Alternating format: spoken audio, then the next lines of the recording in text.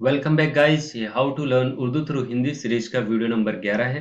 Last के video में मैंने 4 मात्राओं के बारे में आपको बताया था, जो कि थी जबर, आ, जेर और ई की मात्रा। इस वीडियो में आगे की मात्राओं के बारे में डिस्कस करेंगे। तो चलिए शुरू करते हैं। तो मात्रा नंबर 5 है ऊ की मात्रा। ऊ की मात्रा का प्रयोग कैसे होगा? जिस तरीके से हम हिंदी में किसी भी अक्षर में ऊ की मात्रा लगानी होती है, तो हम इस तरीके से नीचे लगा देते हैं उसको, तो उसमें ऊ की मात्रा हो जाती है। उसी तरीके से उर्दू में ऊ की मात्रा को हम कहते हैं पेश। अब ये पेश क्या होता है? सेम ही होता है, बट ये क्या होता है, थोड़ा सा इस तरीके से बनता है। और ये इसकी कंडीशन क्या है? ये हमेशा हरफ के ऊपर लगेगा। हिंदी में क्या होता है, हम हरफ के नीचे लगाते हैं, यानी अक्षर के नीचे लगाते हैं। बट उर्दू में क्या होता है, हम उसको अक्षर के ऊपर लगाते हैं। बस इतना सा डिफरेंस होता है। और लगभग दोनों चीजें क्या हैं, सेम। हिंदी में भी सेम है और उर्दू में भी सेम है। तो चलिए इन बातों को हम एग्जाम्पल्स के थ्रू समझते हैं।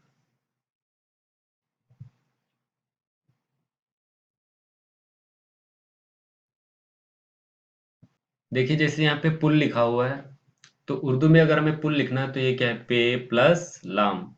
और पे क्या हम करेंगे, ऊपर एक पेस लगा देंगे इस तरीके से। अब ये पे पू हो जाएगा, तो क्या हो जाएगा, पुल।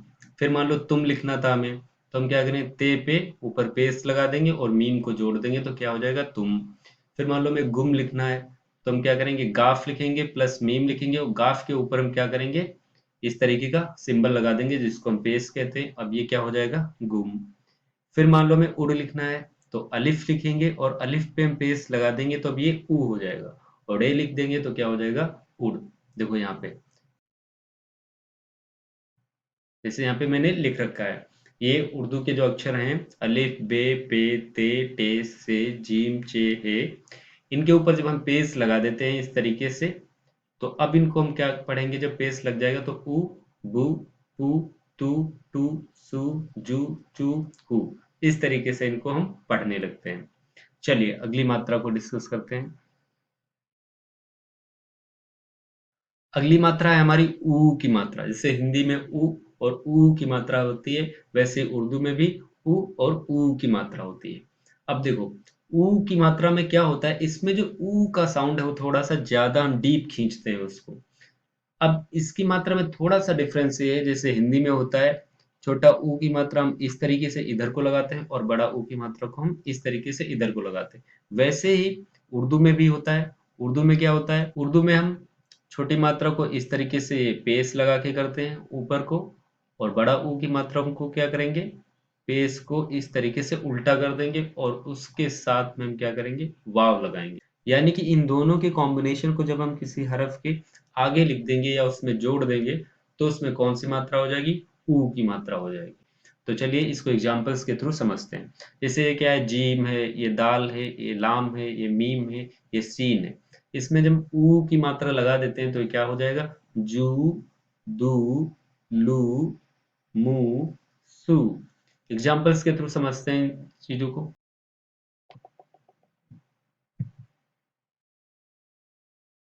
जैसे मान लो हमें मूली लिखना है, तो यहाँ पे ऊ की मात्रा लग गई। उसी तरीके से उर्दू में भी क्या होगा, ये मीम है यहाँ से लेके यहाँ तक, और मीम में हमने ये वाव लगाया और वाव पे उल्टी पेश लगा दी, तो ये क्या हो गई हमारी, ऊ की मात्रा हो गई मीम में, तो ये हो गया मुंह। और ये लाम, लाम में हमने ई की मात्रा लगा दी। ये मैंने लास्ट वीडियो में बताया था, ई की मात्रा अगर लास्ट में आती है तो ये आप पूरी हम क्या करते हैं, जोड़कर लिख देते हैं।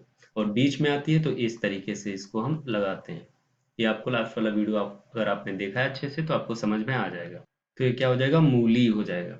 ऐसे ही हमें मान लो सूत लिखना है, तो शीन, शीन में क्या करेंगे हम, वाव और पेश को लगा देंगे तो ये सूत हो जाएगा। फिर मान लो दूर लिखना है, तो दाल में क्या करेंगे, वाव पेश को उल्टा लगा देंगे तो क्या हो जाएगा, दूर हो जाएगा। लूट लिखना है, तो लाम में वाव पेश को उल्टा लगा देंगे तो क्या हो जाएगा, लूट हो जाएगा। फिर मान लो खून लिखना है, तो खे में क्या करेंगे हम, वाव और पेश को उल्टा लगा देंगे। ये पूरी एक्चुअली जिस भी हरफ में हम लगा देते हैं, वहां पे ये क्या हो जाती है, ऊ की मात्रा का काम करती है। तो क्या हो जाएगा, खून। ये नून है तो क्या हो जाएगा, खून हो जाएगा। इस तरीके से हम ऊ की मात्रा का यूज करते हैं उर्दू में।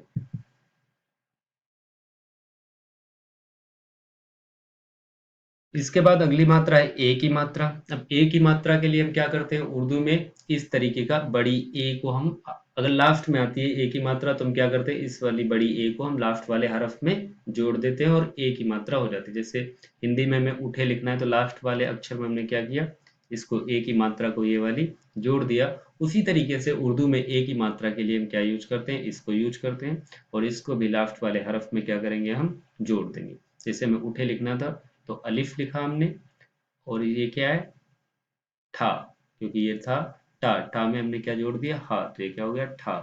और इसमें हमने ए जोड़ दिया तो अलिफ पे हमने पेश लगा दिया तो ऊ हो गया, और ठा, ठा में हमने क्या लगा दिया, ए की मात्रा लगा दी तो ये हो गया थे, तो क्या हो गया, उठे। इसी तरीके से मान लो हमें लिखे लिखना है तो लाम में हमने क्या किया, जेर लगा दिया तो ये ली हो गया, और खा, खा में हमने क्या किया, ए की मात्रा लगा दी तो ये खे हो गया।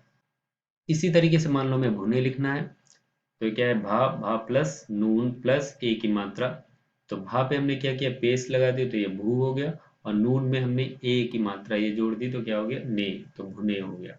इसी तरीके से मान लो हमें सुने लिखना है तो हम क्या करेंगे, शीन प्लस ए की मात्रा, तो सीन पे पेश लगा देंगे तो सु हो जाएगा, और नून में ए की मात्रा लगा देंगे तो क्या हो जाएगा, ने, तो सुने हो जाएगा।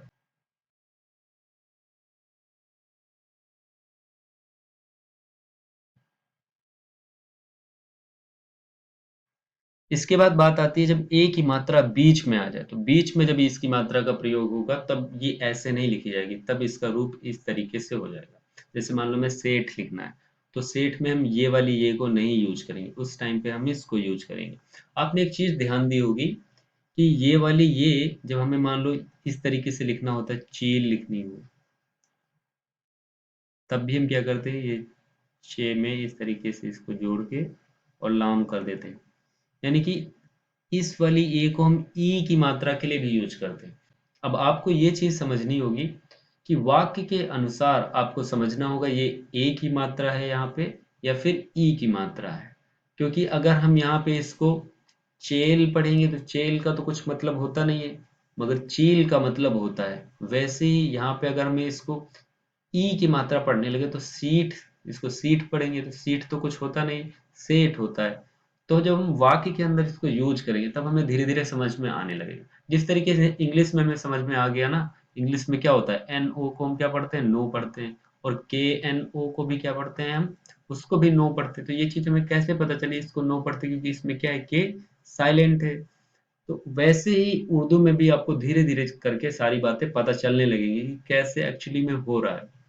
तो हम जब वाक्य को पढ़ेंगे, वाक्य के अंदर जब हम शब्द को पढ़ेंगे तब हमें वहां पे दिमाग लगाना है कि ये ए की मात्रा पढ़नी है हमें या फिर ई की मात्रा पढ़नी है। क्योंकि अगर इसको हम सीट कहेंगे तो सीट का तो कुछ मतलब होता नहीं, या फिर यहाँ पे देख लो इसको हम तीरा कहेंगे तो तीरा का भी मतलब कुछ नहीं होता है।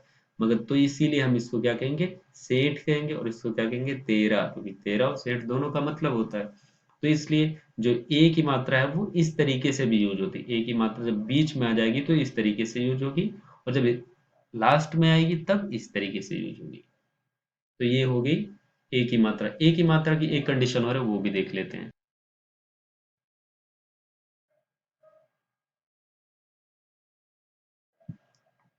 अगली कंडीशन ये है कि जब ए की मात्रा अक्षर के रूप में यूज हो जाए। मान लो हमें यकीन लिखना है तो यकीन लिखेंगे, उस टाइम पे हम क्या करेंगे, ये या के लिए यूज होगा, जो ये है ये या के लिए यूज होगा इस तरीके से। तो ये यहाँ से लेके यहाँ तक ये या हो गया, फिर ये काफ हो गई, और काफ क्योंकि दो नुक्ते हैं ऊपर, ये काफ हो जाएगी, और इसी में हमने ये क्या जोड़ दिया, ई। अब यहाँ पे तो ये ई का काम कर रही, मगर यहाँ पे देख लो जिससे बेर लिखना है तो बे में हमने ये वाला ये जोड़ा तो ये क्या है, ए की मात्रा, क्योंकि बेर का मतलब होता है, बीर का मतलब कुछ थोड़ी ना होता है।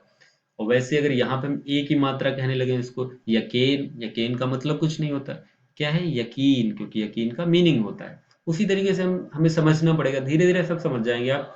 आपका काम क्या है, जो मैं बता रहा हूँ उस चीज को ध्यान से समझिए, उसको नोट कीजिए, उसको रिवाइज कीजिए। बाकी की चीजें जो हैं, जो डाउट थोड़े बहुत बनेंगे कि हाँ वहां पे ई की मात्रा का काम करता है ये वाला, और कभी कभी यहाँ पे ए की मात्रा का काम करने लगे, ये कैसे होता है, ये सब आपको धीरे धीरे ऑटोमेटिकली समझ में आने लगेगा जब आप उर्दू को पढ़ने लगेंगे। स्टोरी जब मैं आपको बताऊंगा खास करके, तो स्टोरी टेलिंग में मैं आपको ये सारी चीजें क्लियर करते हुए चलूंगा कि हाँ ये सब कैसे हो रहा है। तो यहाँ पे क्या होगा, जब ये बड़ी ये या के लिए यूज होगी, जैसे हमें यकीन लिखना है मान लो, यादगार लिखना है अगर, तो वहां पे या इस तरीके से लिखा जाएगा, ये बड़ी या है वो इस तरीके से लिखा जाएगा। और या में हमने क्या किया, अलिफ लगा दिया तो या हो गया। फिर ये दाल तो याद, और फिर काफ में अलिफ लगा दिया तो गा र, यादगार। वैसे यकीन, यहाँ पे ये ई हो गया और ये या हो गया, क्योंकि जो बड़ी ये है वो यहाँ पे या के लिए यूज हो रही है। ये छोटी छोटी बातें आपको ध्यान में रखनी है। फिर आ जाते हैं अगली मात्रा पे। तो अगली मात्रा है हमारी ए की मात्रा। ए की मात्रा और ए की मात्रा में डिफरेंस बस इतना होता है कि हम ए की मात्रा में क्या करते हैं, इस तरीके से सिंबल लगा देते हो या पे, बस और कुछ। वैसे मैं आपको एक चीज बताता हूँ, जो ये वाला सिंबल है ज्यादा प्रचलन में है नहीं, इसको ज्यादा हम यूज नहीं करते हैं। तो दोनों में कुछ खास डिफरेंस है नहीं, बस हमें वही सेम चीज दोहरानी है। हमें वाक्य के अंदर जब यूज होगा ये शब्द, उसके अकॉर्डिंग हमें पता करना है कि ये ए की मात्रा है या फिर ए की मात्रा। जैसे मान लो हमें इंडियन क्रिकेटर की बात हो रही है, इंडियन क्रिकेटर टीम में ये प्लेयर हैं और फिर उसमें लिखा हो सुरेश रैना, तो वहां पे हमें रैना नहीं कहना है, वहां पे हमें पता है कि क्या होगा, ये रैना होगा। तो इसको हम इस ये को ए नहीं कहेंगे, रेना नहीं कहेंगे, हम क्या कहेंगे, रैना, ए पढ़ेंगे इसको। और वैसे अगर आपको ज्यादा स्पेसिफिक करना ही है तो आप इस तरीके का सिंबल लगा सकते हैं यहाँ पे, जिससे ये पता चल जाएगा कि ये ए की मात्रा नहीं, ए की मात्रा की बात हो रही है। वैसे ये ज्यादा प्रचलन में है नहीं, लोग ज्यादातर इसी रूप को यूज करते हैं, इसी को लगा लगा कर काम करते हैं। अब है लिखना है भी ऐसे लिखा जाएगा और है भी ऐसा लिखा जाएगा, तो मैं भी ऐसा लिखा जाएगा और मैं भी ऐसा लिखा जाएगा। तो आपको धीरे धीरे सारी चीजें क्लियर हो जाएंगी जब आप पढ़ेंगे। तो ये बेसिकली कब यूज होगा ए की मात्रा, जब हम इसको अंत में लगाएंगे, यानी कि अक्षर के लास्ट में कोई शब्द लिखना है उसके लास्ट में आएगा, तब ये वाला रूप यूज करेंगे। मगर अगर बीच में आ जाता है तब कैसे करेंगे वो भी देखते हैं। तो जब ए की मात्रा बीच में आ जाएगी उस टाइम पे हम ये वाला रूप यूज करेंगे, सिंपली उसी की ए में जैसे यूज करते हैं। तो वैसे ही मान लो कैद लिखना है हमें, तो यहाँ पे हम क्या करेंगे, काफ, और काफ में ये वाला रूप लगाएंगे ए का, और फिर ये दाल लिख देंगे। तो ये केद, केद कहेंगे तो केद का कुछ तो मतलब होता नहीं, कैद होती है। या फिर शेर, शेर का मतलब भी नहीं होता है कुछ, सैर। बैल, बेल नहीं होता है, बैल। तो यहाँ पे ए कहेंगे। ये सब कैसे पता चलेगा एक्चुअली में आपको, जब हम वाक्य को पढ़ने लगेंगे, वाक्य को पढ़ेंगे उसके अंदर मीनिंग उसका जानेंगे, तब वहां पे हम इसको कैद ना कह के कैद कहेंगे। तो ये चीजें तब आपको क्लियर हो जाएंगी। तो यहाँ पे कब इसको ई कहना है, कीद, क्योंकि अगर यहाँ पे इसको हम ई की मात्रा पढ़ने लगे तो ई की भी मात्रा नहीं बन रही, क्योंकि ई की मात्रा जब हम इसको कहेंगे तो क्या हो जाएगा, कीद।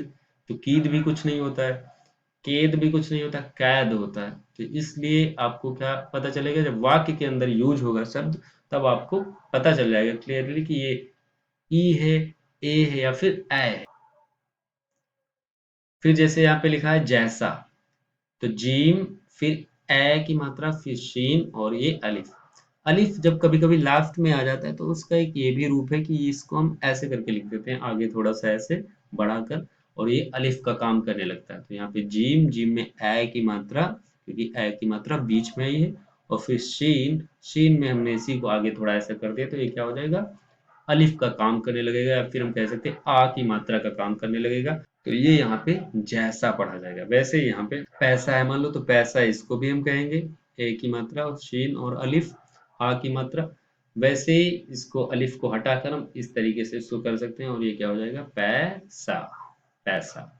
तू पैसा पैसा करती है, पैसे पे क्यों मरती है। चलिए एक बार फिर से रिवाइज कर लेते हैं शुरू से। तो आज हमने सबसे पहली मात्रा पढ़ी ऊ की मात्रा।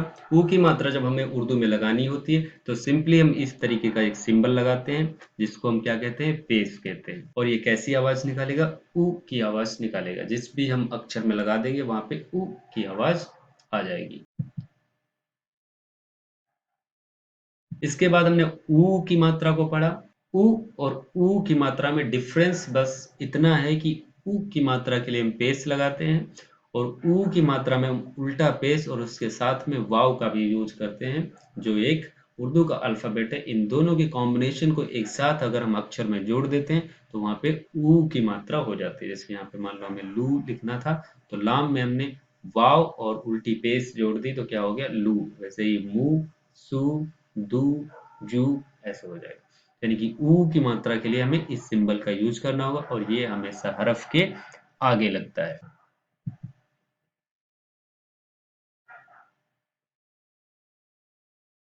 उसके बाद हमने ए की मात्रा को पढ़ा। हिंदी में ए की मात्रा ऐसे लगती है, उर्दू में ए की मात्रा ऐसे लगती है। तो ए की मात्रा अगर लास्ट में आती है शब्द में तो हम उसको लास्ट वाले अक्षर में डायरेक्टली ऐसे जोड़ देंगे। मगर जब ये मात्रा ए की मात्रा अगर बीच में आती है किसी भी शब्द के, तब हम कैसे लगाते हैं इसको? तब हम इसको इस तरीके से लगाते हैं, ये वाला रूप इसका यूज करते हैं।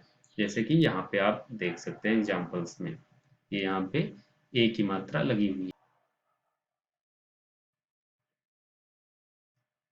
ए की मात्रा की तीसरी कंडीशन थी कि अगर जब बड़ी ए की मात्रा या के लिए यूज होने लगे, यानी कि अक्षर जो या होता है, यानी कि जिसे हमें यकीन लिखना है, तब उस टाइम पे बड़ी ए इस तरीके का रूप ले लेती है और इसको हम इस तरीके से लिखते हैं। तो ये या हो जाएगा, ये काफ है, बड़ी काफ, उसमें ई की मात्रा लगी, फिर नून, तो क्या हो जाएगा? यकीन।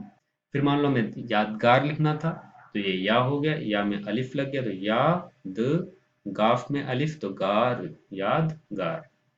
उसी तरीके से हमें ए की मात्रा करनी, तो ए की मात्रा के लिए सिंपली सेम रहेगा, ऐसी लगेगी, बड़ी ए ही लगेगी। मगर थोड़ा सा हम अगर इसको स्पेसिफाई करना चाहते हैं तो उस टाइम पे हम क्या करें, इस तरीके का सिंबल लगा देंगे, वरना कोई लगाने की जरूरत है नहीं, क्योंकि ये ज्यादा प्रचलन में है नहीं। लोग वैसे ही करते हैं, जैसे ए की मात्रा लगाते हैं वैसे ही ए की मात्रा लगाते हैं।